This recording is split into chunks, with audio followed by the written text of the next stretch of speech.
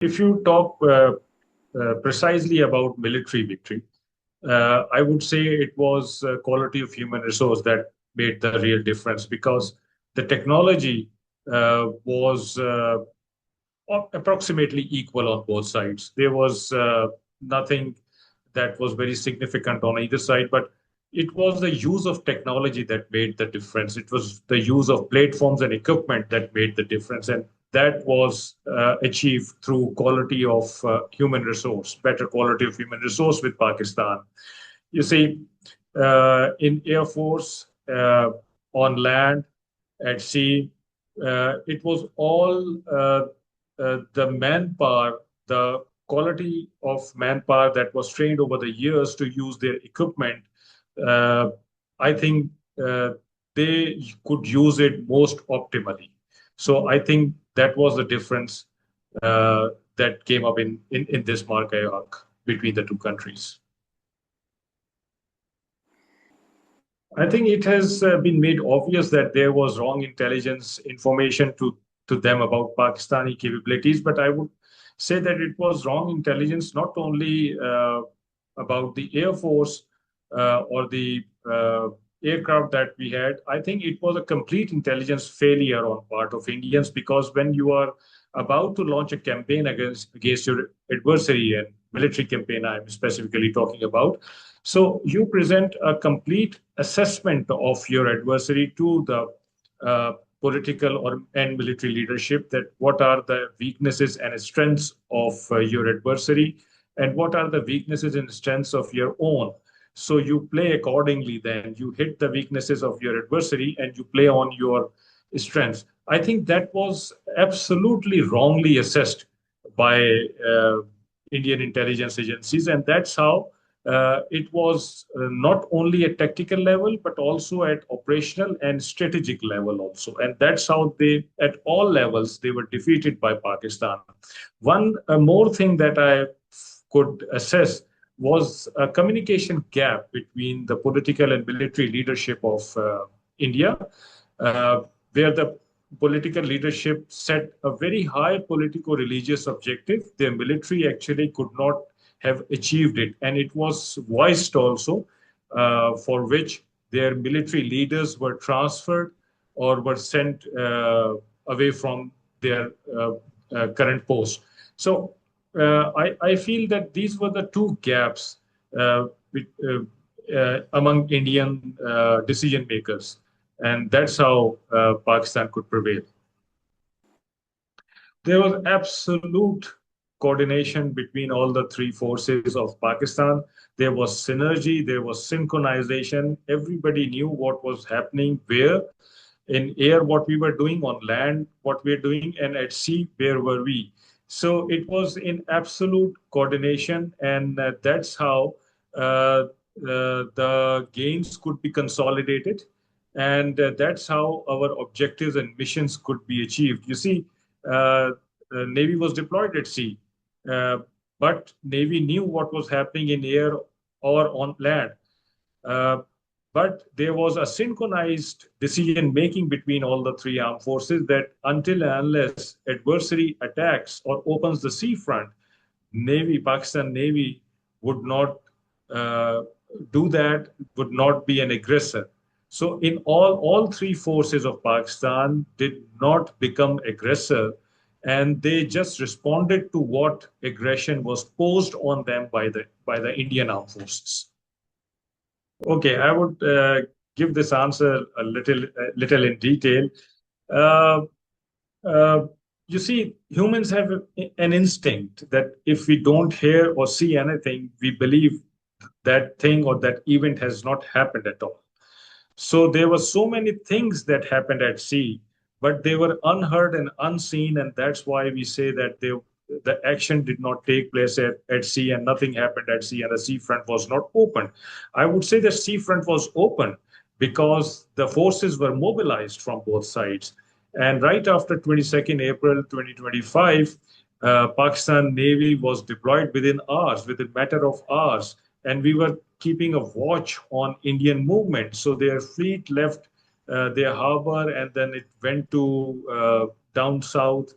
to Ratnagiri area. From there, it came up again close to Pakistan up to 400 nautical miles, which comes out to be 700 kilometers. Then it again went back to Ratnagiri, again came back to 400 nautical miles. So we were actually watching them. And if you remember that on 5th May, there one of the aircraft, surveillance aircraft, P-8I, a US origin aircraft, it came for surveillance and we tracked it, monitored it, and pushed it away. It went back aborting its mission. So Indian Navy, six times larger than Pakistan Navy, having ambitions of becoming a blue water navy, meaning thereby that they want to have naval deployments all across the globe wherever they want, and having ambitions of being net security provider in Indian Ocean. So and then having aircraft carriers, having nuclear submarines, a big fleet of submarines, and then BrahMos missile, 450 kilometers aboard ships. All these, with all these prides, why could Indian Navy not come closer to Pakistan than 400 nautical miles? Because they found Pakistan Navy and Pakistan Air Force poised, ready to take on the targets as soon as they cross that line. So, in fact, their Pride aircraft carrier, they hid it twice close to their coast to provide it air cover from the mainland and save it from the wrath of Pakistan Navy and Pakistan Air Force. And these were the 2 days when there was action going on between the two air forces and two armies on land and in air. At that time, they hid their aircraft carrier close to their coast. We knew where their submarines were. We knew where their ships were. We knew where their aircraft carrier was moving. So at sea, if you find out your adversary, that's your 60% victory. Rest of the 40%, you just have to do it with your weapon systems. But because Pakistan armed forces are not aggressors, we did not carry out aggression in air or on land. So we did not carry out aggression at sea also. So lot many activities were happening at sea. There was surveillance going on. There was reconnaissance going on. There was patrolling going on. There was monitoring going on. There was shifting of deployments going on. But yes, you can say that no ammunition, no bullet, no missile, no rocket was fired.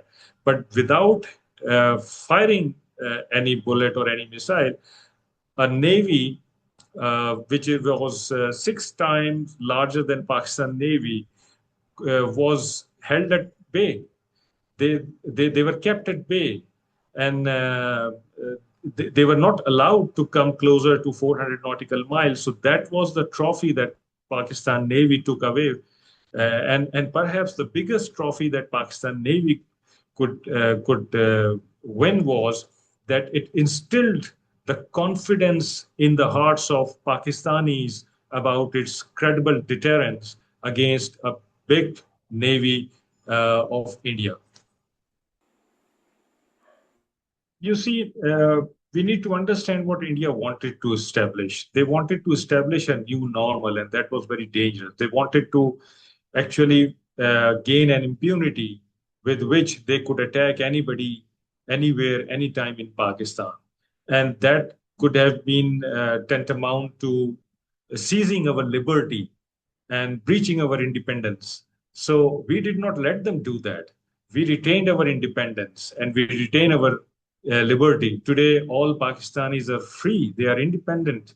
So that could only happen because all Pakistanis in all domains, from politics, to diplomacy, to military, to media, to citizen journalism, to the citizens of Pakistan, all levels of society, all stratas of society were together, were united.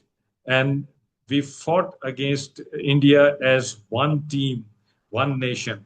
So perhaps that was the only reason that India could be defeated.